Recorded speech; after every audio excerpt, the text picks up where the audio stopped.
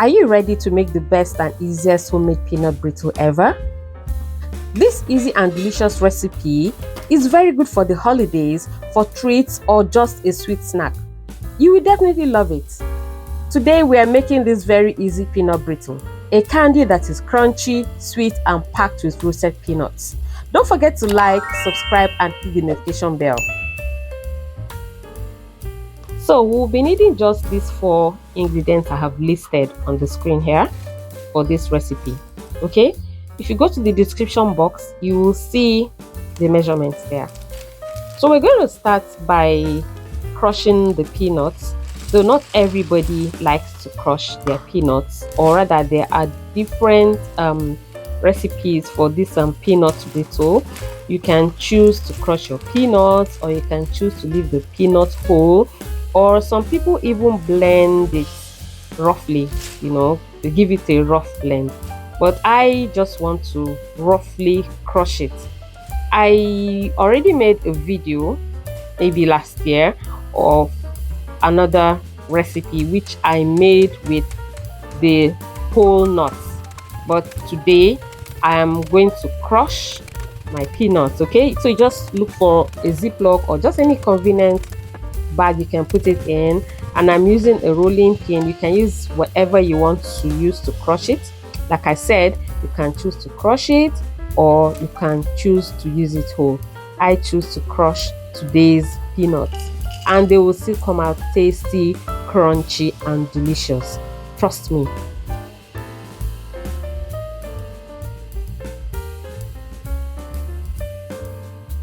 So here are the ingredients. That's your roasted peanuts, and that is sugar, that is margarine, and some salt. Okay, the salt is just need little. So you need to heat up your pan and then start by pouring in your sugar. Please make sure you do this on medium to low heat. Very, very important. Okay, then next you add your salt. That's just a little bit of salt. Don't over salt and it's optional. Please also note that it's optional. Okay, so you just start heating up your sugar. Make sure it is on low heat or medium to low heat until it turns brown like this, and then you add your margarine. Some people even put down their sugar before they add in the margarine, and just add the margarine and the peanuts. Okay, but I choose to add my margarine while it's still on fire on very low heat, to make sure that the whole margarine is melted and integrated into the sugar. Please, it is important, medium to low heat. Okay, now it's time to add the peanuts. So you add your peanuts to the sugar, add it and give it a very good mix. Mix it. At this point, kindly turn down the heat. Let it be on low heat. The whole essence now is just for you to mix the peanuts and the sugar. Okay, make sure you mix. Make sure the whole peanuts are coated with the sugar.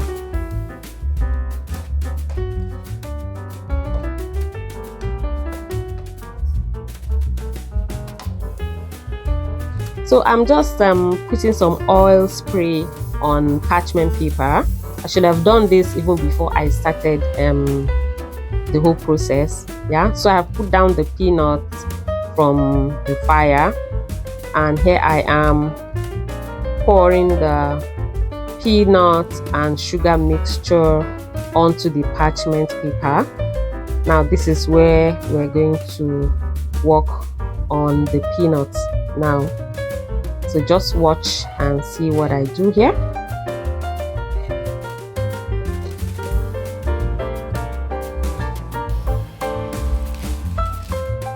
So I'm just getting another parchment paper, and I'm going to spray some oil on it as well. I'm going to use it to cover the peanut mixture. Mind you, it's very hot and it's beginning to solidify. Okay, so you need to work fast depending on the outcome you want. The outcome I want is that I want to roll this and I want it to be as flat as possible. I like my peanuts brittle to be flat. Some people like it thicker, but I want to roll it out flat so that I can easily chew it, So it depends on what you want. Okay, so I'm trying so hard here to roll it to make it flat because it's already getting hard. Okay, so when I get to what I want, you now remove the top parchment paper. Now note that you don't have to use the parchment paper on top. You can easily use maybe like a wooden spatula or just something flat. You understand? You just press down on the peanut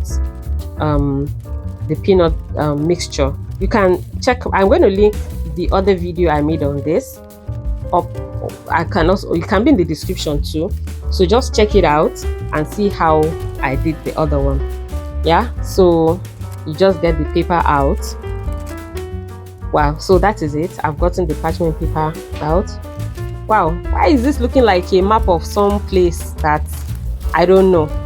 Anyway, so while it's still a bit warm, you try your best to cut it into your desired shapes. Now, if you want any particular shape, you have to make sure you cut this while it is still hot, or at least not over hot, but at least while it's still warmish, because you'll be able to get the exact shape you want. Note that once it's hardened this way, if you're cutting it, sometimes it will just cut off on its own and not give you whatever shape you want. So I guess I'm getting the shape I want here because it's flat and it's easy for me to cut through it. You understand what I mean?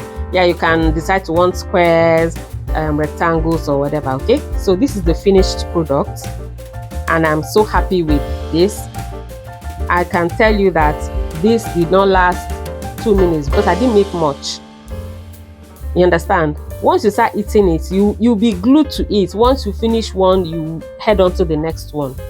I sincerely hope you enjoyed this video. We have come to the end of the video and I hope you're going to try it out sometime. And I tell you, this was crunchy, very, very crunchy. Just listen. I'm going to drop it on the plate now. Listen to the sound.